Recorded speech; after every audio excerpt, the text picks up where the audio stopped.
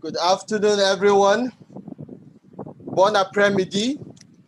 Zian Hao. Buenas tardes. Ekason. Inaini. Okay, hello. Ehihiema. Oloroka. Maino. Mokom Ekomdo. And good afternoon, ladies and gentlemen who have joined this session from different parts of the world. It's so good to have you with us at the Nigerian Global Affairs Council today. Today at NiGAC, we will be taking you through our virtual policy dialogue session where we currently have a very sensitive issue on ground. But I'd like to drop these questions in our mind just before we go ahead. What is the origin of banditry in Nigeria? Where are we with the current crisis? And what is the way forward? I mean, quite a lot of people who have joined in this conversation today are very keen on that as to where we are and then where we're hoping to be in no distant time. Briefly, the Nigerian Global Affairs Council is a technology-based and digital media-driven public policy and evidence-based research think tank focused on policy concerns that revolve around government, governance, and public administration within the Nigerian state and how we interact with the larger world. Now, today, we will be discussing kidnapping and banditry in Nigeria with the theme, Which Way Nigeria? And joining to do justice to this is a respected cleric.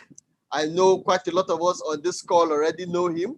We've heard quite a lot about him. We've probably seen him or joining on one of his the calls or interviews and all of that. A very respected cleric at that, who has been actively involved and mediated the release of several abducted citizens in Nigeria. Ladies and gentlemen, let's welcome Sheikh Ahmed Gumi. Just before I hand over the microphone to Sheikh, I'd like to briefly read out Sheikh's citation. As known and called, Sheikh Abubakar Gumi is an Islamic cleric, scholar, and former military officer with the rank of captain in the Nigerian Defense Academy. He is the current Mufti and Mufassir at the Kaduna Central Mosque. Now, Sheikh Gumi was born on the 1st of October 1960, a Nigerian and of the Fulani extraction.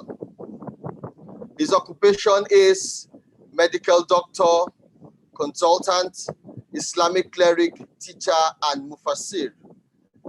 In his early life, Ahmed Gumi is the eldest son to late Sheikh Abubakar Gumi. He was born in Kano State. Education-wise, Ahmed Gumi attended Sardauna Memorial College for his senior secondary education. Then he was admitted into the prestigious Ahmadu Bello University. After his graduation, he was enlisted into the Nigerian Defense Academy. Gumi resigned from military service at the rank of captain and moved to Saudi Arabia to further his Islamic education at the Al-Quria University, where he studied Islamic jurisprudence and tafsir. Thank you so much, sir, for joining us today. We have actually It's a pleasure for me.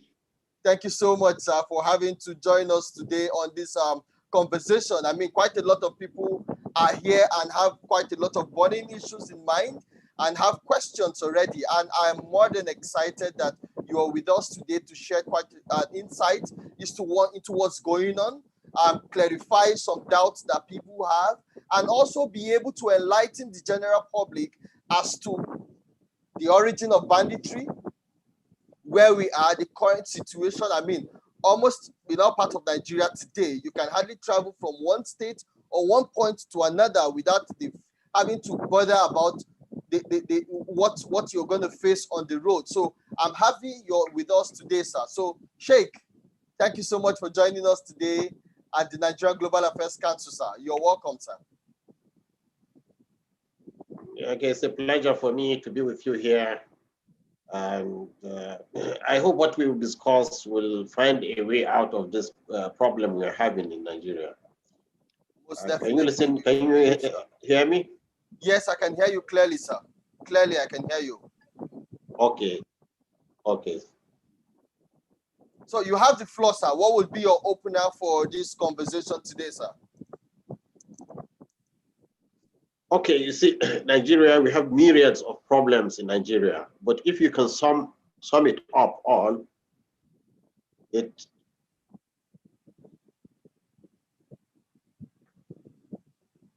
you can sum up all the problems we have in Nigeria, I think there are two main issues. Poor quality leadership. Leadership, we don't have a very good, straightforward, effective, competent leadership in Nigeria, the whole country. Secondly is the education. There's too much educational disparity between Nigerians. Some are having degrees, PhDs, and some are unlettered, nothing. They have no education, no formal or informal education. So you can imagine a salad of people without any leadership that can direct them and tell them what to do. Then there's so much educational disparity, and most of the population is semi-educated. Then also you have the economic disparity. Then you also have the end of times tribulations, which we are facing now. You see, in Lagos, I was there in Lagos, you have what you call area boys. Here in the north, we have what you call them, Insecurity. So when you have such miscreants in the bush, the damage they will do is worse than what the town people will do. So these are the basic things that Nigeria is facing. First, leadership. We're not able to muster good leadership, a leadership that will embrace the nation, a leadership that will be a compass for the nation. We don't have that. For a long, long time, we never had a good leadership. So people are all on their own.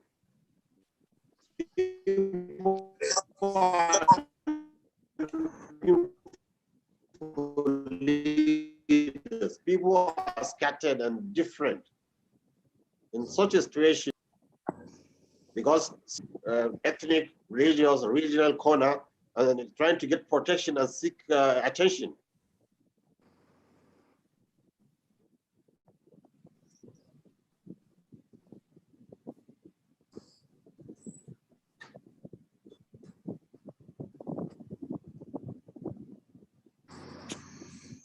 Okay, I guess that's from Sheikh's angle, right? Yes, it is. Because I mean, I can hear you clearly, and I can hear almost every other person. But Okay, so probably you want to tell him that we can't hear him, just in case he does not know.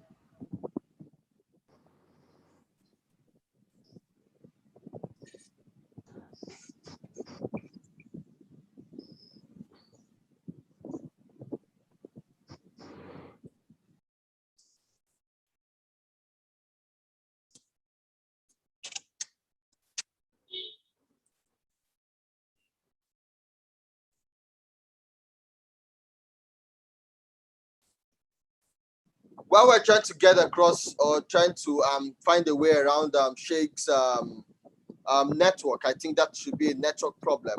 Part of why we feel this conversation is very necessary today is because of the very burning issue we all have on ground or have at hand today. I mean, you can barely travel from north to south, southwest, east, and all of that without having to bother about some of this very burning issue today. Just from Abuja to Kaduna, for instance, just Kaduna to Abuja, for instance, people can travel from between certain time to certain time. from Abuja to Jos, you can't try that at certain times. Same with other parts. I mean, some parts of the north is entirely ridden with banditry and all of this. Is bedeviled with banditry and all of that. So Sheikh has been very instrumental in terms of the release of abducted people, abducted school children, amongst a host of others. We feel at the Nigerian Global Affairs Council that he has interacted a lot with these people. He has met with them, I mean, by whatever communication channel they have. Just a minute, please.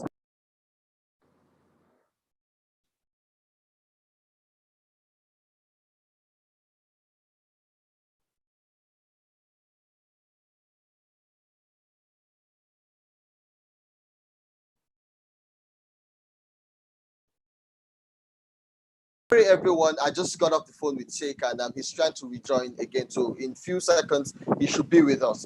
So while we await Sheikh's having to rejoin us, please, while we continue this conversation, I'd like to implore us all to please, we won't shut our doors to having to take comments or questions, but kindly be mindful with your choice of words and all of that, because I believe we are all entitled to opinion. So we wouldn't want to stop anybody from having to bear their mind on this, because I know we all came in here with our questions, with our comments and all of that, but let's also bear in mind that this is a policy dialogue session.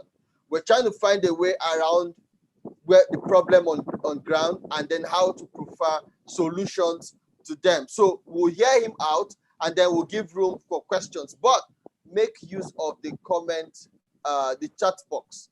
Please drop your questions, whatever it is. We will try to communicate same to Sheikh and make sure, or try to see how your questions can be answered. So while we're waiting for Sheikh to rejoin the conversation, today we're talking which way Nigeria, what's the way forward to all of this? I mean, people can't travel. You have people who are attacked in their houses, communities are wiped out and all of that, just in a bid to revenge maybe a loss of cow or something, forgetting the fact that there are legitimate ways or legal ways of having to get redress to some of these issues. I mean, if you feel there are things going on and you want a redress to them, you have the law to take its course, not taking the law into your hands by having to maim, to attack, to destroy, to kidnap, to kill and all of that. So these are issues that we need to address in time, so it doesn't have to set the Nigerian state on fire. I mean, like it is going. If you see what happened in Oyo recently, I mean, the people had to fight back. Imagine there is a fight back in Oyo, Lagos, Ekiti, Zamfara, Kebbi, Edo, Delta, Nasarawa, Kogi, Benue.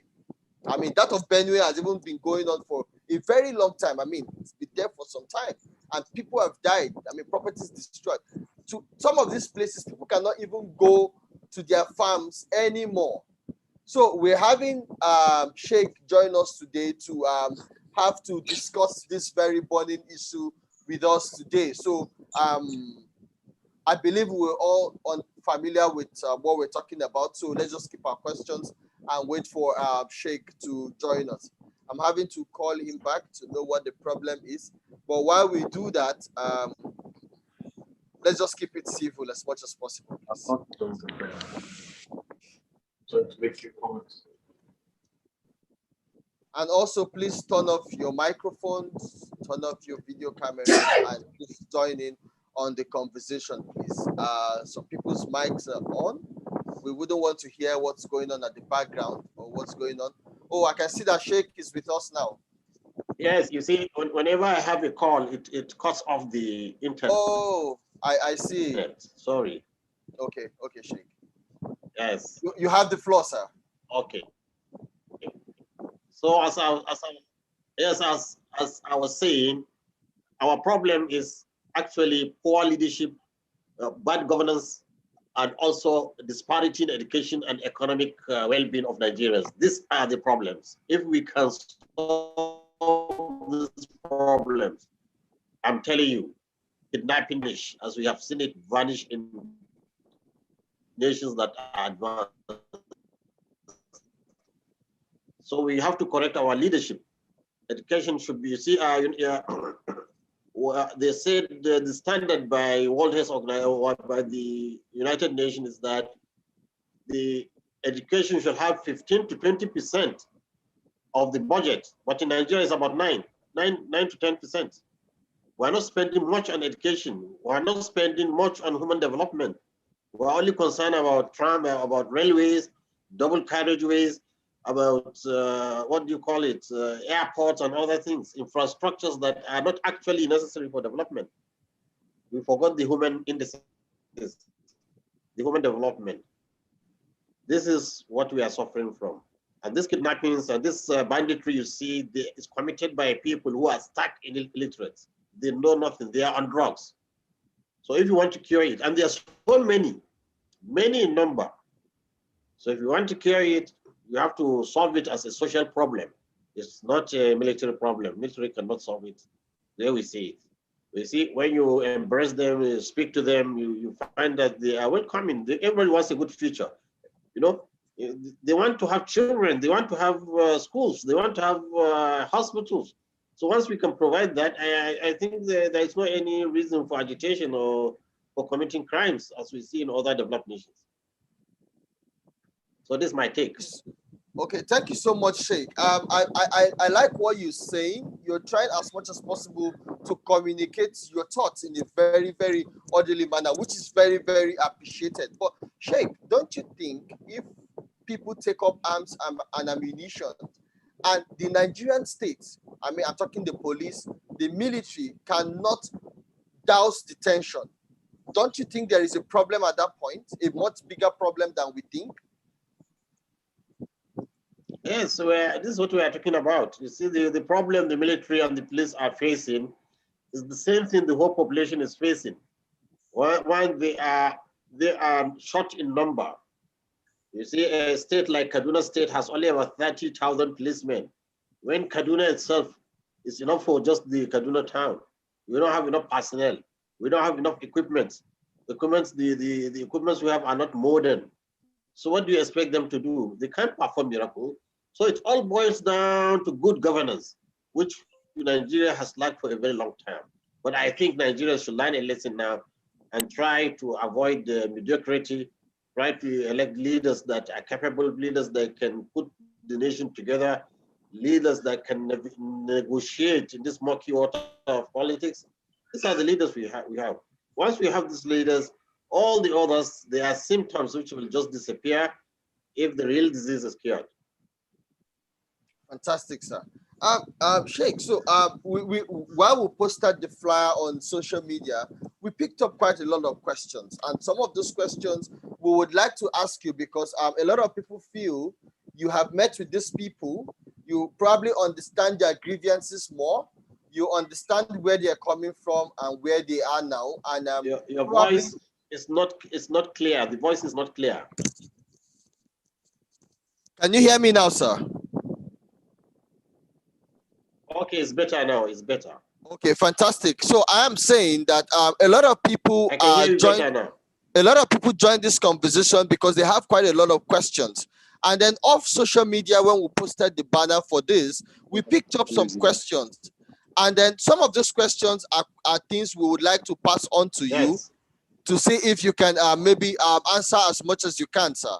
One of them is, there seems to be a silent war between Fulani headsmen and the rest of Nigeria. So what I mean the rest of Nigeria, you have bandits see what happened to the Shinkafe, the emir of Shinkafe, for instance. Sheikh, are you with me, sir? Okay, you say questions. Can you post the questions so that I can see it in the chat? Okay. Let me send it. You see, we have network problem, really serious one. But I can see a question here. Area boys has mentioned by the Sheikh don't carry AK-47 and RPGs. Is it right to portray people who afford such sophisticated weapons as disadvantaged people in the society? Aren't such people criminals? What's their demand? And why should they be treated as criminals and made to face the law like every other criminal? Are they privileged or political criminals because they are from a particular part of the country? How and where do we get their training in weapons handling? Isn't this part of a fallout of a network of terrorism being waged against Nigeria with the intention to subjugate her? Can you hear me? Yes, Sheikh, we can hear you clearly. Oh, the network. We have network problem. Okay, can you hear us, sir? We can hear you clearly. Sheikh, we can hear you clearly, sir. We can hear you clearly. We can hear you clearly, okay, sir. You see, okay, I have seen somebody, Mike Oyebanji, here asking a question here. Can I answer him? Please go ahead, sir. Please go ahead, sir. Yes. He's saying that the area boys don't carry AK-47 and RPGs. Yes, I agree with you. They don't carry. What I'm trying to say, as we have youthful exuberance in the towns, whether in the north or in the south, in the bush, also their youth have fallen into such things, drugs. They're falling into all the sort of crimes you see. They're criminals, yes. But you see, those in the bush have an advantage. It's not an advantage, but they have the bush to protect them. You're talking about the ones in the towns. If they will have such sanctity where they can hide from police and soldiers, I'm telling you, they'll be kidnapping people. They will do it. So what we are saying is, yes, what they are doing, committing is crime, but how do we tackle the problem? This is the question. How do we tackle the problem? You have a large number of youth, and they are all youth, very big number, uneducated, armed, on drugs. How do you take care of them? Who are you going to bring to? You can't even get them because they're armed. Somebody's saying, is it a fallout of a network of terrorism? It's not only terrorism. I think Nigeria is a target of many different international interest groups. There's been talk about dividing Nigeria, breaking up Nigeria. I think through this Fulani herdsmen will be a way, because they don't know drugs, they don't know weapons, and you'll be subject to kidnapping. They're introduced to all this kind of criminality. We know them for a very long time, you see. And like for us who have been in the military, we go to bush, we do exercises in bush. You never get attacked with any. In fact, you don't fear Fulani man at all. So what has suddenly changed? This is the question which sociologists, criminologists, and psychologists should all come to put their heads together and see a way out. But it's not by force you can subdue these people. I don't see that. Sheikh, thank you very much for that. Abdullahi Ali is saying, he said, we also need what I call controlled Islamic leadership and preachers in the north. I agree with the points Gumi is making about leadership, but it goes beyond that. Some of our Islamic leaders in the north see themselves as lords. Something should be done about that. That's what Abdullahi No. You see, let me tell you one thing. Just remove Islamic clerics from the equation. Please remove them from the equation. Because I can even say the Christian clergy are more powerful politically than the Muslim clergy. Because the Muslim clergy are very easy to be influenced by the political class. You see, most of our scholars, when they go into their mosque, they are under the influence of a political group. Yeah, they don't have that independence to challenge even to challenge the government, talk less of the society. So I think you should take them out of it. Once you correct the politics, they follow politicians. Most of them, very few Islamic scholars are critical about politicians, very few of them. Unlike the Christian clergy, many of them are critical of government and the Czech government. So if there is anything, you should take away the Islamic clerics from this equation, because we can see they have turned their mosque or their member into campaign for the political class, which they know is corrupt, which they know is incompetent, which they know is many things. So very few Muslim clerics are really vocal and talking about the social problems we have in the country. Okay. So Sheikh, I understand what you're saying entirely, but Yes. so the political class did not just get there. I schooled in Yes. Ahmadu Bello University Zaria, and I understand the amount of force the clerics command up there in the north, sir. Now, if we take the clerics out of the equation, don't you Yes. think it would just be the people and their oppressors entirely, sir? No, what I mean, you take them out of equation. I mean, the clerics follow they follow the current. Okay. They follow the current, and if they don't follow the current, they will be squashed. They'll be squashed by the political class. So they don't have that influence in the polity more as people think. That's why you have very few who are critical of the system, despite the fact that you see many things happening. You see, even among the emirs, if any one of them is vocal against the social ills of the society, he'll be a misfit into the society. That's true. So don't blame emirs, don't blame scholars. You see, now we just blame the political class. Let's get the right group of people who can rule this nation. And once you get them, I think you solve most of this problem. This is a political, social problem. Okay. So I think we have already addressed the question from Mike Oyebanje. I'm trying to go back to the comment box so that we can take it gradually from that point. Okay. Umana Iwata says, Sheikh Gumi, the last administration of Goodluck Ebele Jonathan built standard schools with well-equipped boarding facilities that was meant to offer free and compulsory education. Yes, we hail. You see, for the first time in Jonathan's administration, we got a government that understood the problem of the North, which is education. And his aim is to build 400. But I think they were able to build 150. That is just the solution. Even today, if you want to take care of banditry, build these schools and get the bandits in it, because they don't have time to go into the bush. So actually, I hail, although I'm critical of the government, I have been critical of him, but here I have to salute him. He has seen the problem and he has put the nail on the head.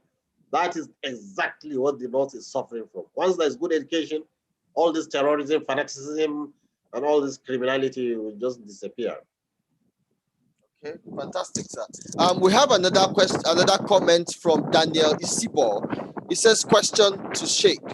He mentioned lack of social security as a reason for banditry. Don't he think, as a religious person, if everyone was picking up arms, wouldn't it lead to a state of anarchy? That is what Daniel is saying. No, what I will answer here, wait, let's see. Not everybody can pick up arms. Let me tell you an example. Now I'm in Kaduna, I cannot pick up arms. Where can I hide? I have no place to hide. It's these people that have place to hide in the bush that can do it. But if you have, we have rascals in the town, in Tudunwada, and we have boys on drugs, but they cannot hide from the authority. But these people in the bush, they have this advantage of being protected by the bush. That's why they are doing what they are doing. So what do? Get them out, engage them, educate them, and secure your forest. And that is the simple way to do it. But who is going to listen? Which government is going to do it? That is just the problem we have. So sorry to interrupt you, sir. Earlier when Umana was talking about the schools built by Jonathan, he, in the other part, he says, if you are aware of this, please, can you kindly tell us why those schools were abandoned by this administration and their state governors? I mean, so for every state, there are senators, there are House of Reps members. Yes, you see, ask me anything, but don't ask me about this administration. Okay, noted, sir. I have done my part. So anybody can ask me anything, but don't ask me about this administration. Okay. Because Okay. this is Nigerians know me, you know. You know me. They know me. Everything I've criticized about this administration, I'm tired. I don't want to start beating a dead horse. I'm tired of that. Just ask any other question. Okay, sir. That's duly noted, sir. Okay, so away from that, or still on the question section, this was picked up social media. He said you once advocated for amnesty for bandits, if I'm correct. Why so? Yes. Shouldn't they be Yeah. the ones probably apologizing to Nigerians or made to face the full wrath of the law? Okay, you see why amnesty is useful for them. Look at it this way. You have more than 100,000 youth armed. You see, if they are agitating against an ethnic movement, this is simple. But if it's religious, then it's more complex. But we found that their talk is ethnic. We are Fulanese. We are marginalized. We are this. We are killed. We are lynched. So it's a simple issue. Bring them together. Say, yes, you have committed crimes, but we are ready to forgive you if you will stop the crimes. And they said, yes, we are ready. Why the amnesty is important is it encourages people to put down their arms, one. Secondly, it has a package. You rehabilitate them. And also you compensate the victims, because so many people are victims of them. I myself am a victim of this bandits, you see. So when there's compensation and there's rehabilitation and there's, what do you call it, they are not pursued by the law, that will encourage them. In a short time, you see, in 1 year, maybe probably it will come to an end. That's why we call for it. Okay.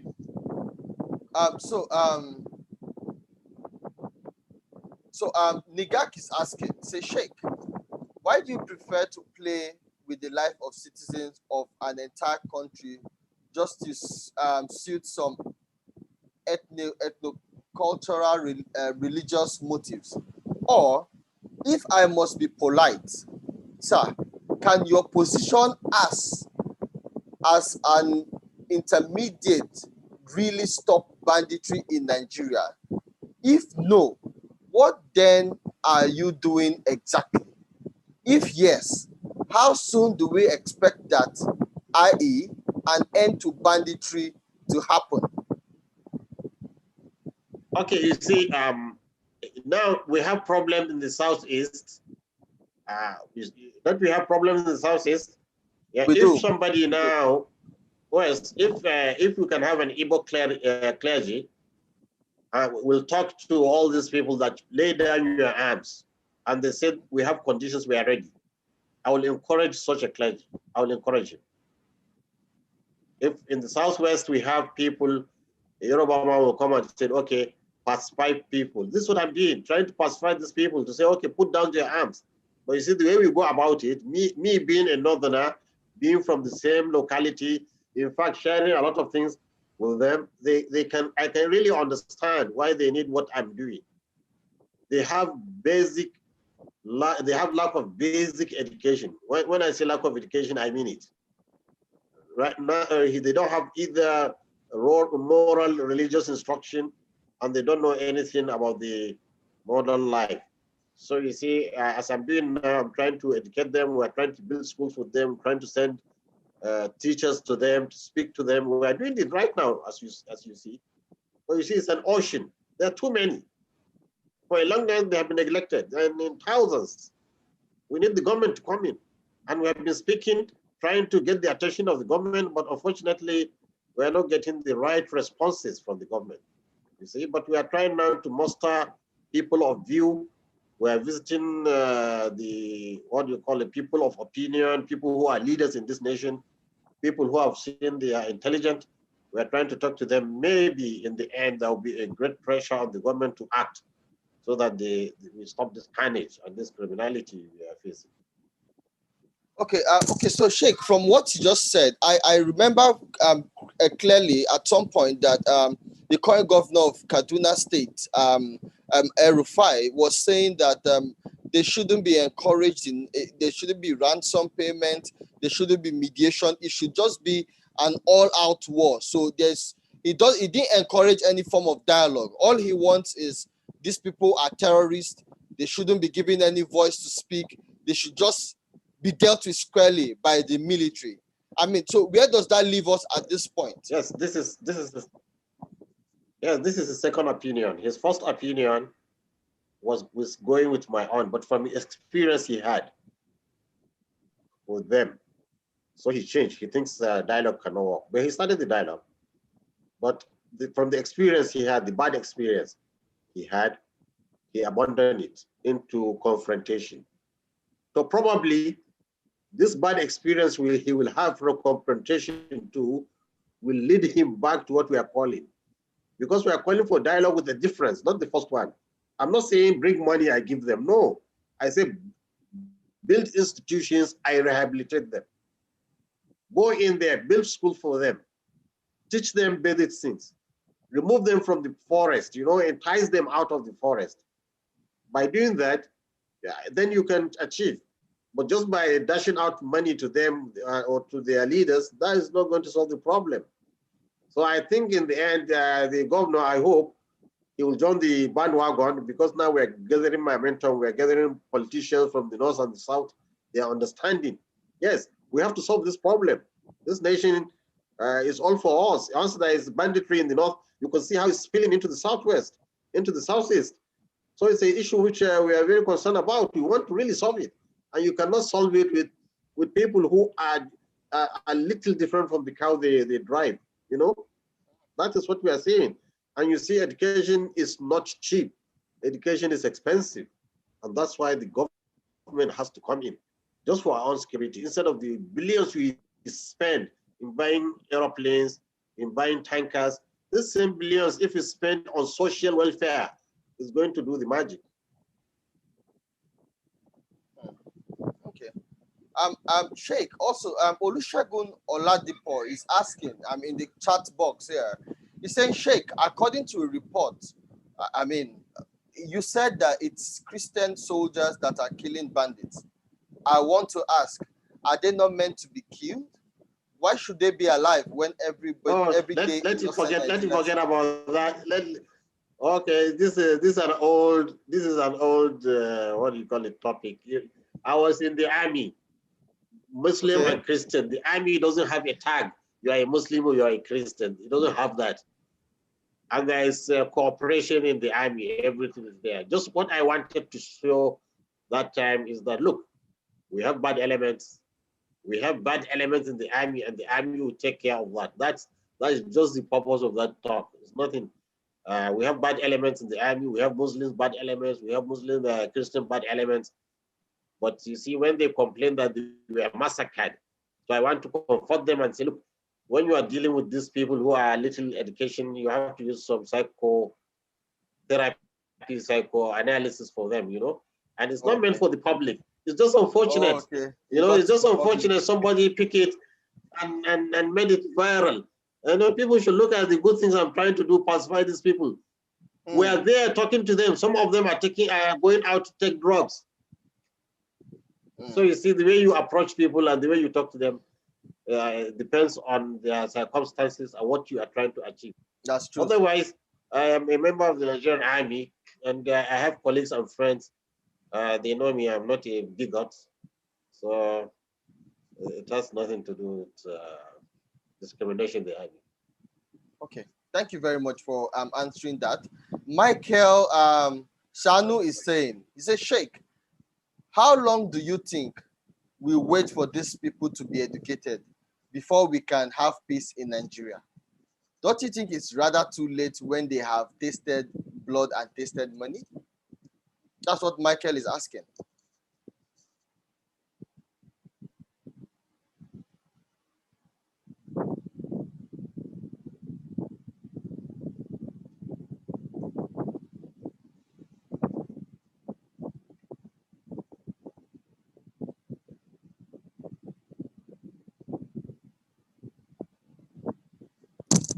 Can you hear me? How long does it wait for the people to be educated?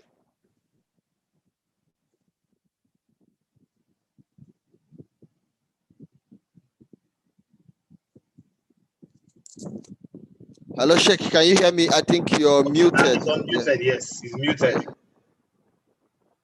Could you unmute, please, Sheikh, if you can? Okay, yes, Okay. yes, done. Okay, Yes, so you we're are trying to asking answer a how question. long? Yes. How So long Michael is asking. Michael is saying, how long do you think we'll wait for these people to be educated before we can have peace in Nigeria? He said, don't you think it's rather too late when they have tasted blood and tasted money? No, it's not too late. You see, in education or in rehabilitation, what it does is you disperse them, you bring their children out from that environment. So once you disperse them, we expect, if we start seriously with government support, we expect in 1 month, 2 months, kidnapping will drastically reduce because they cannot congregate in a place. You see, when you live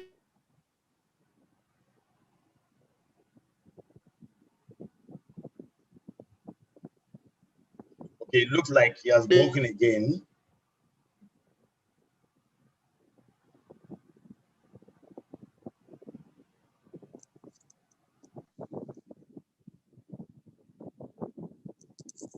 Hello, Sheikh, can you hear me?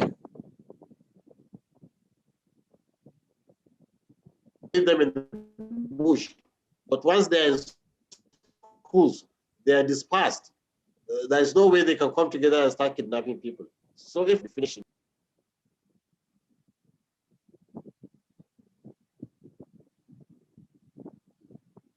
Hello, Sheikh, can you unmute your microphone, please? when it's okay. Can you hear Okay, me yes, now? done. Yes, we can hear you. I think a lot of us missed what you were saying earlier, sir. Could you say that again? Yes, what I'm saying is that, you see, when we start rehabilitating them by enticing them with schools, you can imagine this Bindingwari area in Kaduna State. Yes. Maybe in that place, we can have up to 30,000 bandits there. You can imagine if I spread them. I take some to Kano, I take some to Adamawa, I take some to Gongola, all schooling and rehabilitating, teaching them to be carpenters. I brought some artsmen into Kaduna here. I brought them, trying to show them how to lay, to mold, what do you call it, bricks. And they are doing fine. They are doing fine. So if we can do that, we remove them from the bush by enticing them with education and other things. I don't see how how this banditry can continue, because they need to be concentrated.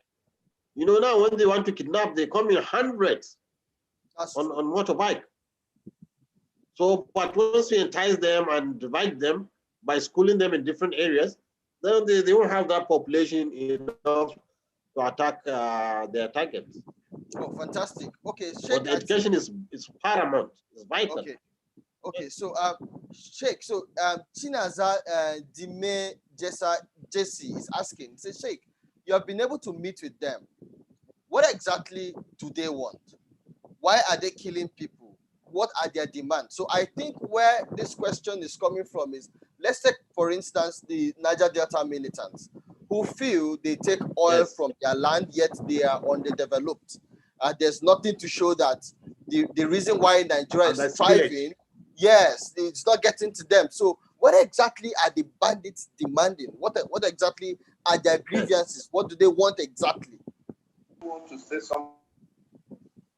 So the bandits you have started as criminals, and they are the first victim. In fact, let me tell you something that happens today.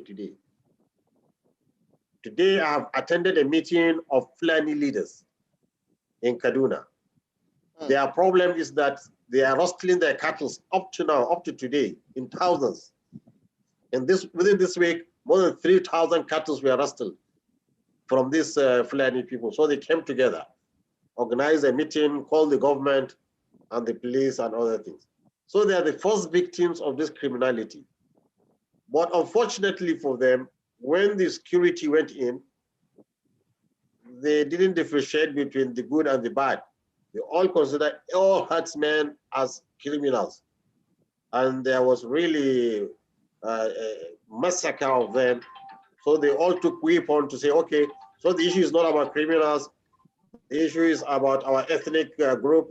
People are trying to exterminate us. People are trying to kill us all. And they took up weapons. So now their question is ethnicity. And this is very easy to solve. We tell them, look, people are lynching you everywhere because you are so notoriously known for crimes like kidnapping and all these things. They said, okay, we have to do the kidnapping to get weapons. We have to do the kidnapping to feed ourselves because we are confined to the forest. We said, no, it's the opposite way. You have to behave in a social way, then people will trust you and you'll be allowed into markets and you mingle with people as you used to do before. This is the message we are taking to them. And you'll be surprised, nobody's telling them this language. So I think we need encouragement from the society. We need encouragement from the government, especially, to come in and see that we can salvage these people who are left by circumstances to be what they are. So Sheikh, so earlier on you mentioned education.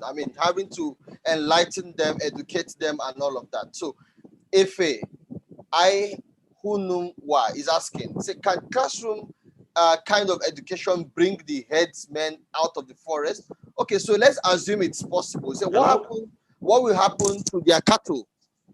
Efe is asking. Yes, he says, yes, no, we cannot give all of them cattle. It's impossible.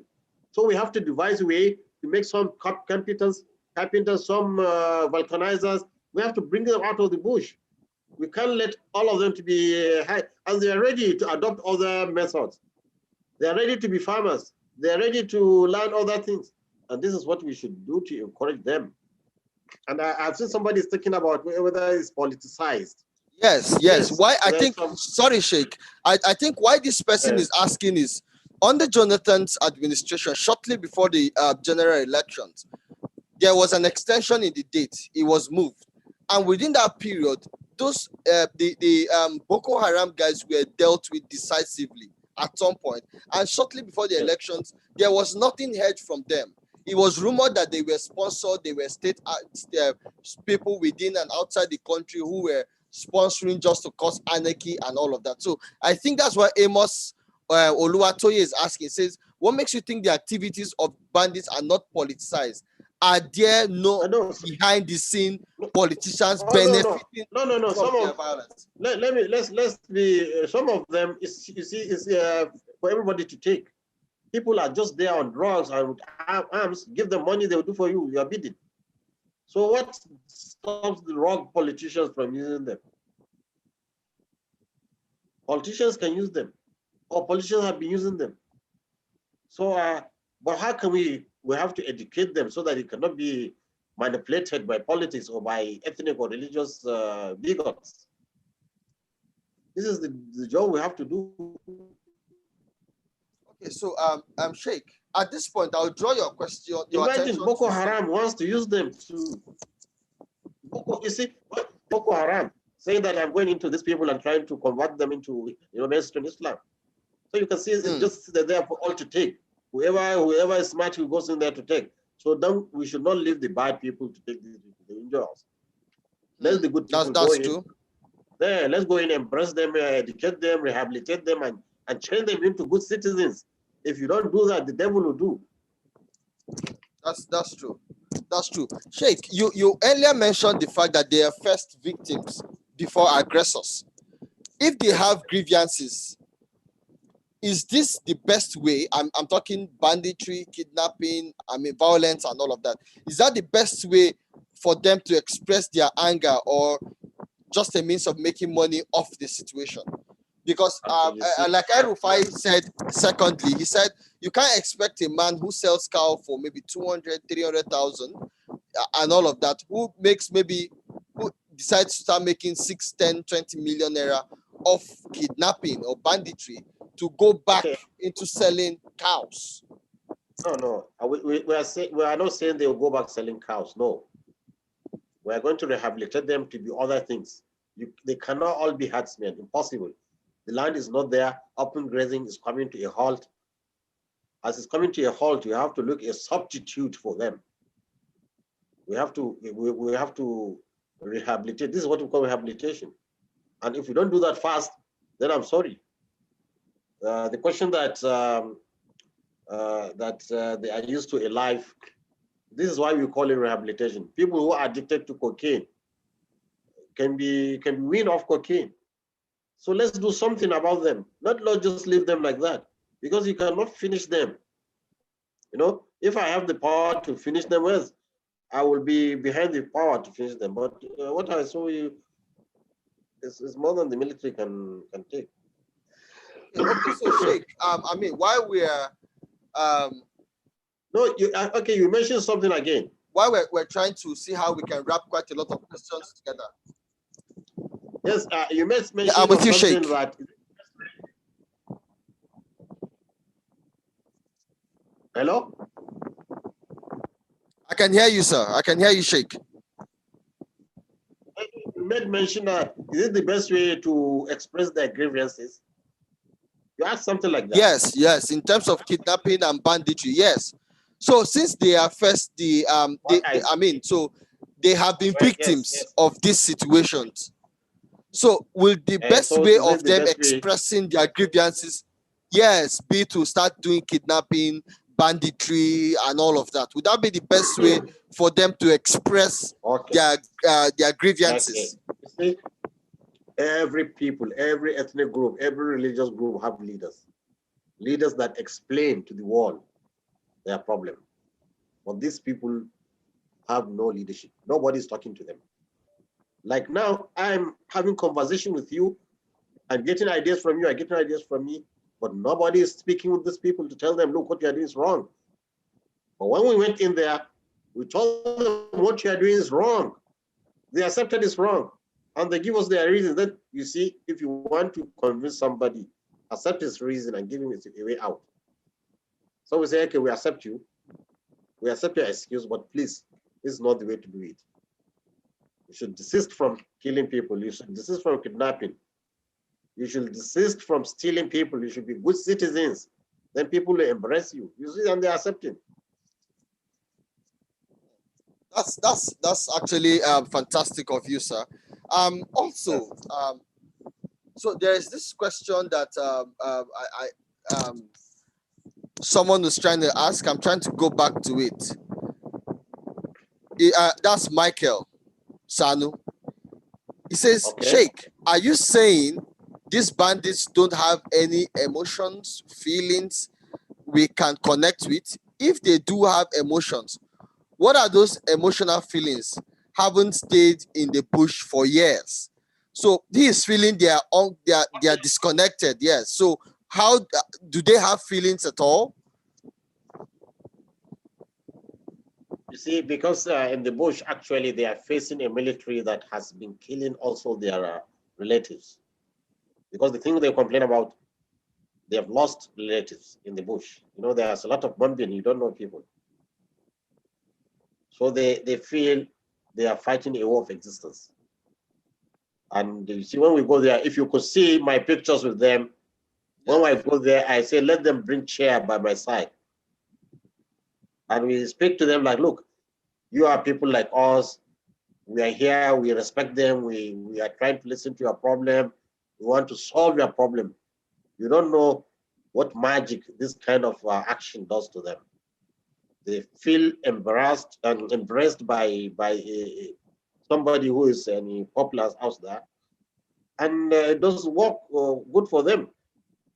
And so far, all the bandit leaders we met, all of them have abandoned this banditry. That's why you don't hear this incessant, terrible killings going on in Zamfara and even in Niger. It has gone down. Had we had, what do you call it, encouragement from the government, and we could have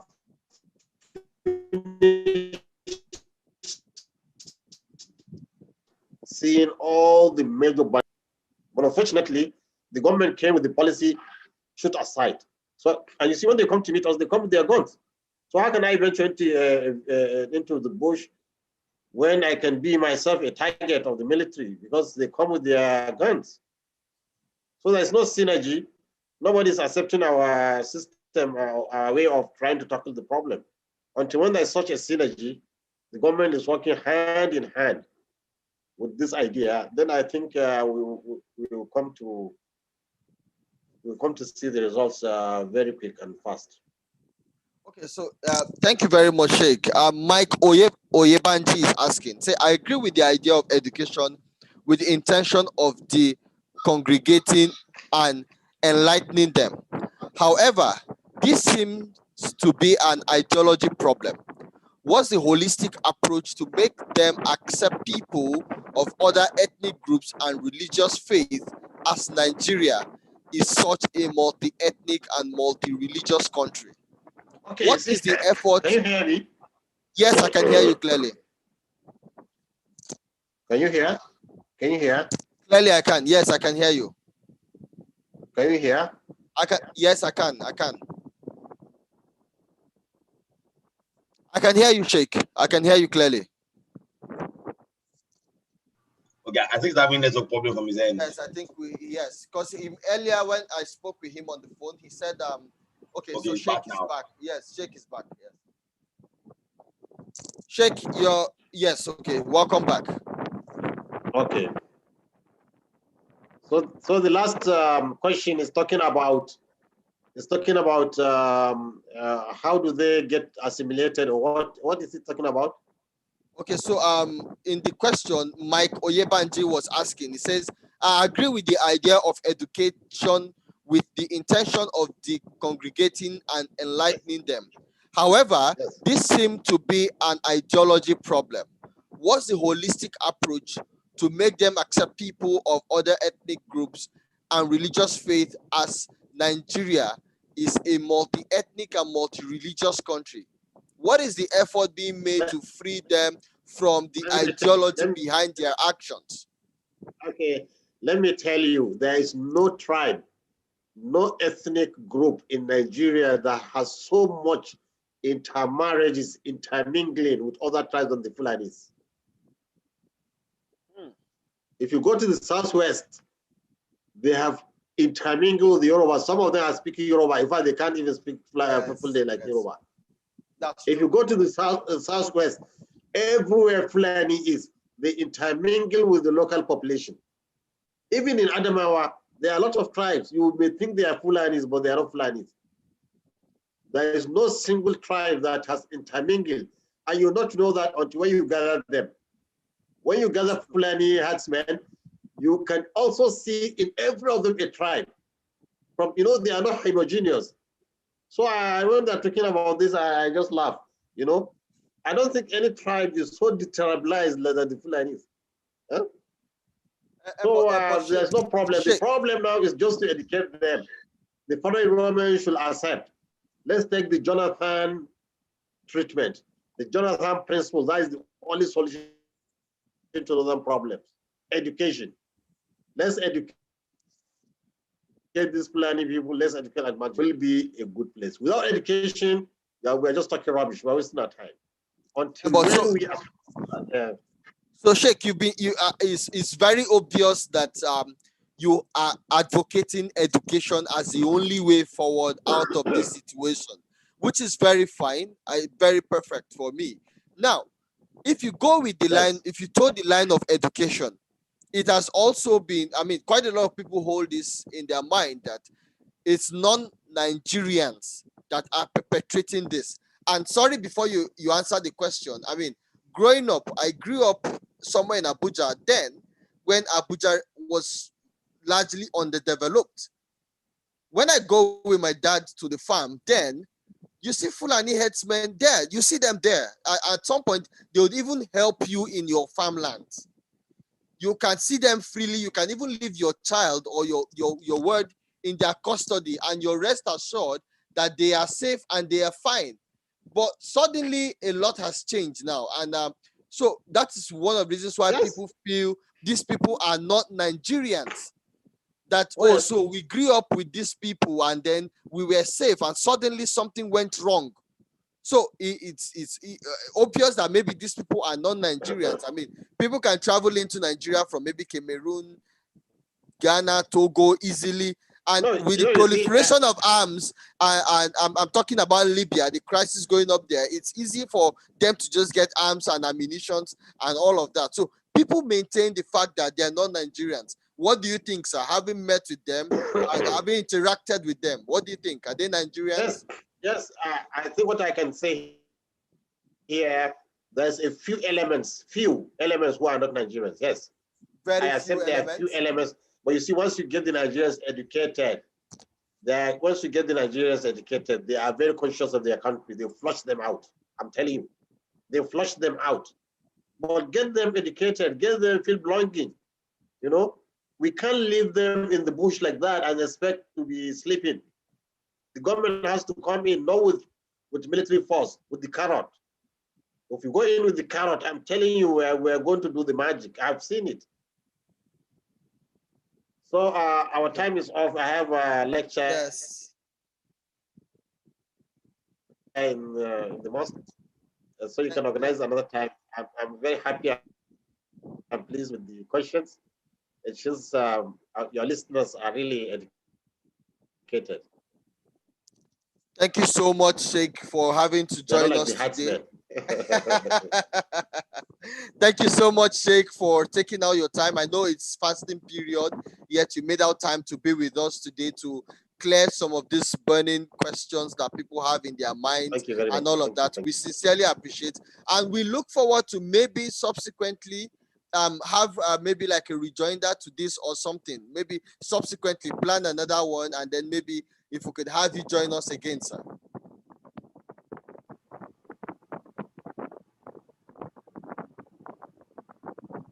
So thank you very much, sir. Yes, so thank you very much, sir, for having to join us today. Anytime, I'm ready. Okay, we all thank you very much. at the Nigerian Global Affairs Council, we appreciate you. We thank you, and we look forward to other productive sessions. Thank you very much, sir. Thank you so much. So for everyone who just joined us, this is the Nigerian Global Affairs Council once again. We do this every month, and just in case you don't know who we are or what we do, the Nigerian Global Affairs Council is a technology-based and digital media driven public policy and evidence-based research think tank focused on policy concerns that revolve around governance and public administration within Nigeria, the Nigerian state, and how we interact with the larger world. What you just saw now, we do this every month. So we look forward to you joining us subsequently for another edition. And today we had Sheikh Gumi with us. Thank you very much, everyone. And God bless you all as we look forward to other sessions with you. Okay, Abraham, quick one. We have a program, we have the same policy dialogue taking place next week. So please, obviously, okay, to share the link out again. Also, we will have another policy dialogue next weekend, same time, and some eminent Nigerians like Professor Ndubisi Ekekwe, Professor Patutomi, and quite a lot of people will be joining in still on the Which Way Nigeria.